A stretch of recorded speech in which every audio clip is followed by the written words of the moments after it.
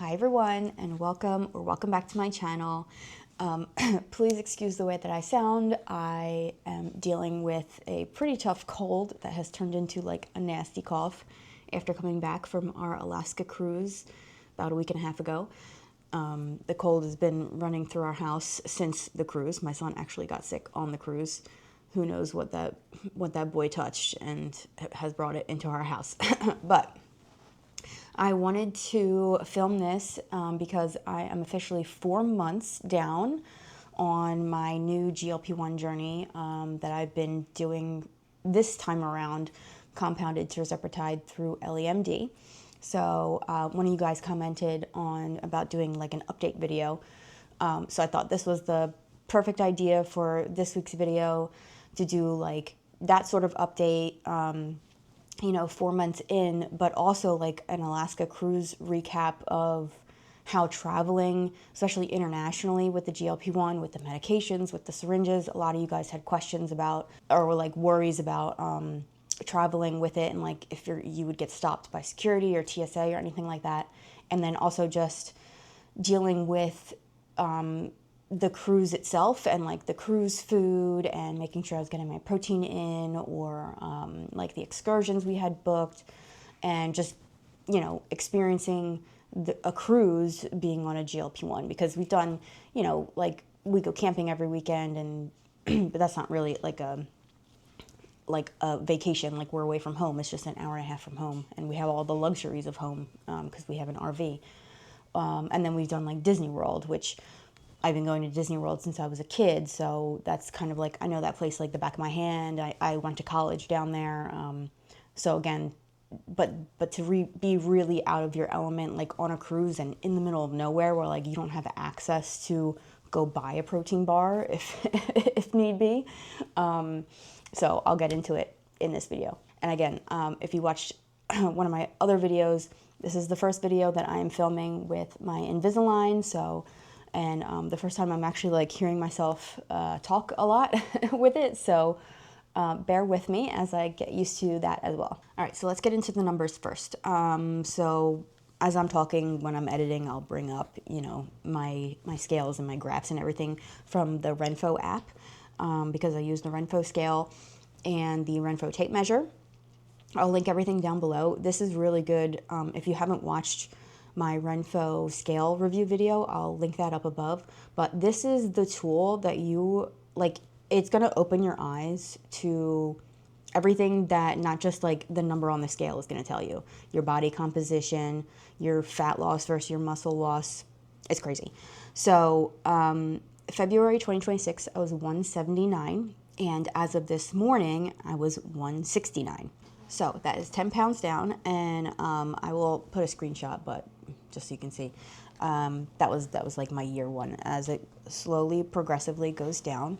Again, not anything surprising. I am a turtle, as I've said in multiple other videos. I lose about 0.5 pound a week, which I am totally okay with because we're in it for the long haul. Okay, this is a long game. This is a marathon. It's not a sprint.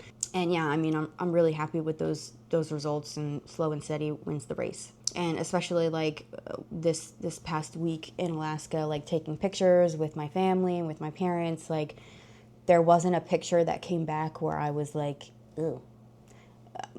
Like what happened before I started this round of GLP-1s when we were in Disney, I saw a picture of myself and I went, This time I liked all the pictures, which I think as a woman, that's the best thing that you can ask for if you come back from vacation and you like all the pictures that you're in, right? So let's talk about the cruise or the vacation itself, especially when it came like around the food. Because if you've been on a cruise, I don't know so much about post-COVID, but pre-COVID, or like when I was growing up, like food was like the thing, because cruises are basically all inclusive besides drinks and stuff. When you go to the sit-down dinners, you can order as many entrees as you want, as many appetizers as you want, and the food was always so good. Like my dad would always joke, like, you come back from a cruise 10 pounds heavier. Post-COVID, food has not hit the same on cruise ships. I think they've, cut a lot of corners and stuff like that. So A Disney cruise is totally different. I'm not talking about Disney cruises right now. Or I'm not talking about if you sailed in MSC Yacht Club. That is next level.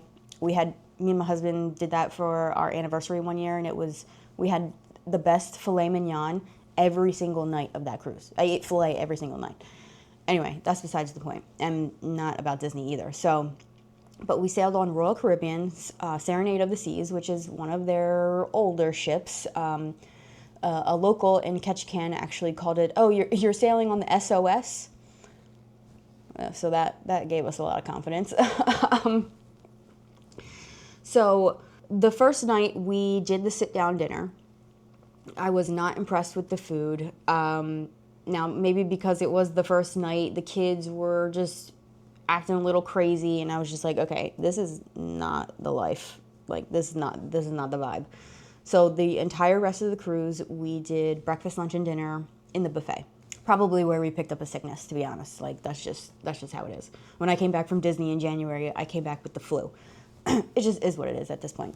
So anyway, when it came to the food, especially in the buffet, they have, kind of the same option. Like, it changes. The nightly theme changes. So, like, one night it was Mediterranean night, Italian night, Indian night. Like, they had Indian food. But then they had grilled chicken, grilled vegetables, burgers, hot dogs, like those kind of staples. A huge salad bar, huge fruit bar. So those were the kind of things that I gravitated towards just because the food wasn't that great. So yeah, in that regard, like, it wasn't that hard to kind of overeat. Now, this is totally different if you're going on like a different type of cruise or a different type of vacation where you're eating at, 5-star places. But in this case, it was just very easy to not overeat. The desserts were not that good, like the ones that come in like the little cups that you get off the buffet, stuck to fresh fruit. And even like the cruises are also known for, like, you can have soft serve ice cream anytime you want. Like, the ice cream machines are like out on the pool deck. They're pretty much open like 20 hours a day. Like, you can get it anytime you want.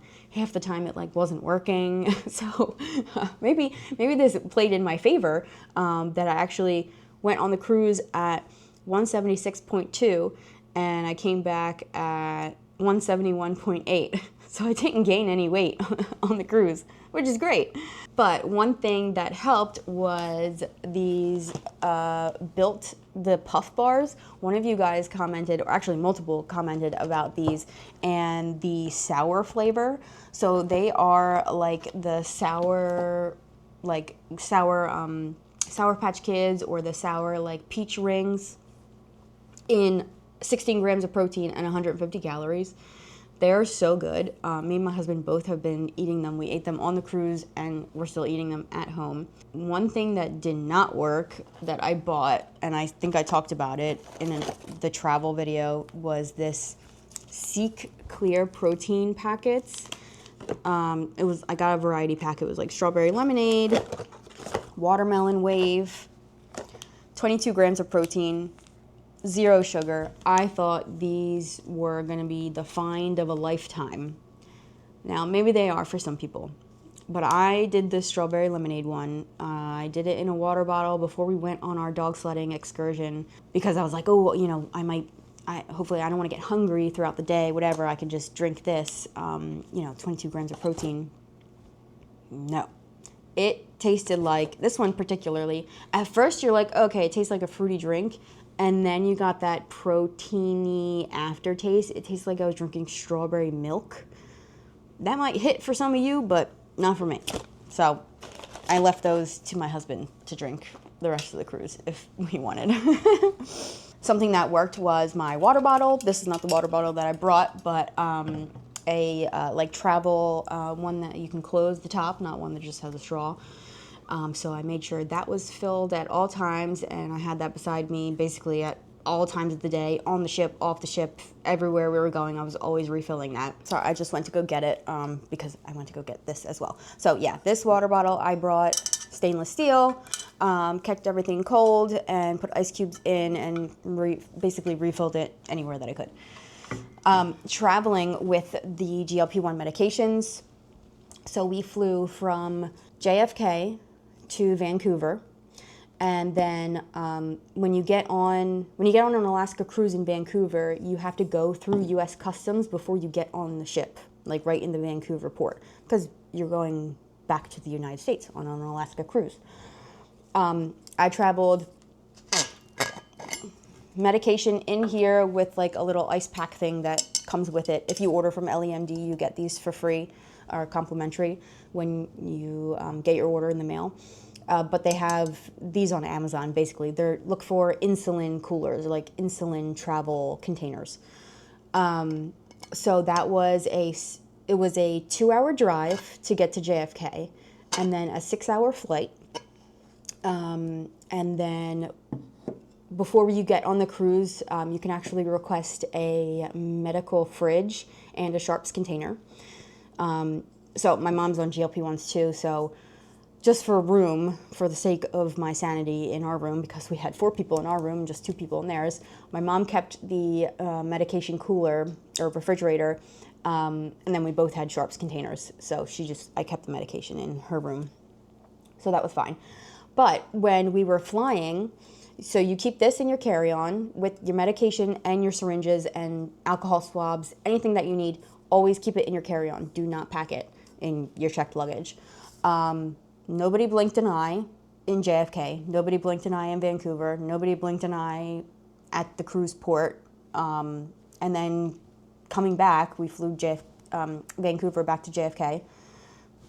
Nobody blinked an eye. Like, TSA knows, if they see this cylindrical container, they know what this is. Most of the time, it's medication, it's insulin, it's, everyone's on GLP-1s now, or everyone's on some sort of peptide or compound or whatever.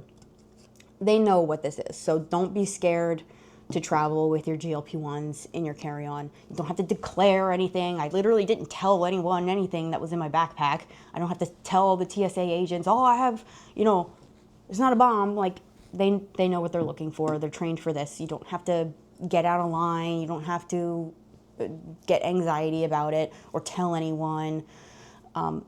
They deal with this day in and day out, so don't freak out. But yeah, so I just wanted to chat a little bit and let you guys know how my first, big international trip basically on GLP-1s worked.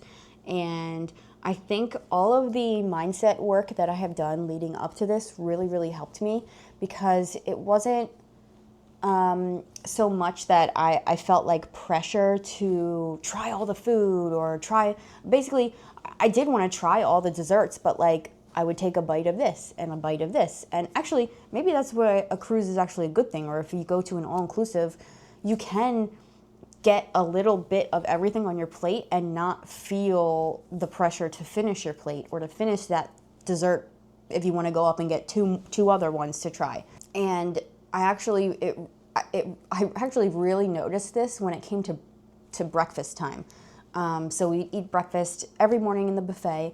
And the first couple days I would get to the buffet and I'd be like, oh my God, look at all this. They have the cheesy eggs and bacon and chicken sausage, which that was all really good. And then their specialty things, they had chocolate chip pancakes or blueberry pancakes, whatever. All these breakfast pastries that looked amazing and delicious, and they were. But then after the third day, and by the way, this was a 7-day cruise, which is the second longest cruise I've ever done. I did a 9-day cruise when I was a teenager, but overall the entire trip was 9 days, because flying into Vancouver the day before and then leaving Vancouver super late the day after we got back. So on the third morning, I was like, why do I keep going up and getting all these crazy breakfast things, which they weren't bad. It was eggs and chicken sausage and bacon and, a piece of toast, whatever. It was a fine breakfast. I wasn't doing anything crazy. But what I eat for breakfast at home is my Greek yogurt with my protein granola or my protein coffee. So after the third day, I was like, why am I eating all this? And I just went back to my usual. Now, obviously, they didn't have protein yogurt. It was just regular strawberry yogurt. But I would do my yogurt, the granola, I would have my coffee, and then I would fill up on fruit. And then I would have a protein bar, just because it wasn't protein yogurt and it wasn't my protein coffee. So yeah, I was missing that. And I'm sure I was not hitting those protein targets on vacation. Okay, listen, vacation is not about being perfect. It's not even about being consistent on vacation, all right? You're on vacation. Let's live life a little bit. But I just went back to like things that made me feel good, as opposed to like a heavy breakfast, just because it was there and because it was exciting choices. I just went back to, I was like, I need to stick to what I know. Even though I'm on vacation, I need to just do what's been working for me.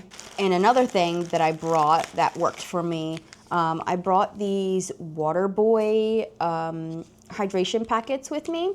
I did get the variety pack. They actually sent these to me to try out. This one is the daily hydration, because they actually have like different, like this one's weekend recovery, then there's like a workout hydration or workout recovery, then a daily hydration one. This one does not have as much sodium as you would find in like the workout recovery or the weekend recovery, which I assume is like their hangover recovery is what they're trying to say. But this one was great. So for daily hydration, I would look into it. I'll put the link below. 0 sugar, and the taste was good. It was not too sweet, not like liquid IV, as some of you have been saying. I still love my liquid IV. It's super, super sweet, and I love that. But so Waterboy or those Bubs Naturals Hydrate or Die, not sweet at all, and I really love that one too. So a couple good choices for electrolytes if you're looking for hydration choices.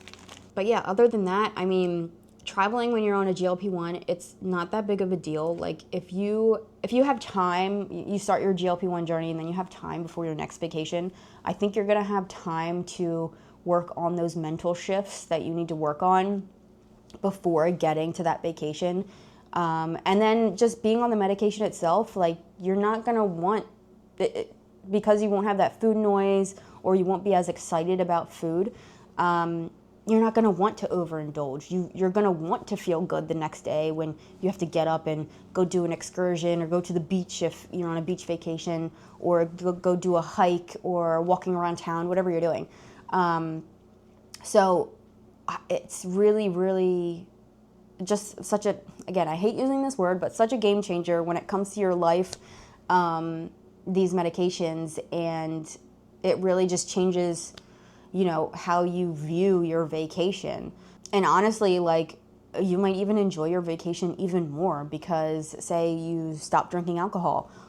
Maybe you're not dealing with a hangover every day then, or you can actually remember your vacations. Now, yes, there have been times in my life where drinking was a huge part of the vacation, like going to an all-inclusive in Cancun, or like, you know, those crazy cruises like Virgin, I think is adults only. I've never been on it, but Virgin, or like Margaritaville, where it's like a booze cruise, basically. Like what you're paying for is all of the alcohol.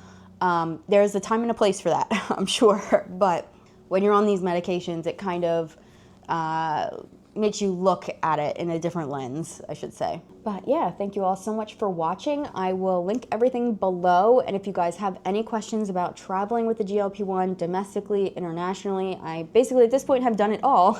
Besides, next summer we're going to Greece, so that will be another big travel days plural, with going with the GLP-1 in my carry-on, and then doing everything there in Greece. Anyway, thank you so much for watching, and subscribe to see future stuff. I do have some more fun videos coming up down the pipeline. I'm sorry this wasn't as, you know, educational or informative as some of my other videos usually are, but just wanted a quick update and quick chat on where I've been scale-wise for the past 4 months, and then how Alaska went. So thank you so much for watching, guys, and I'll see you in the next video.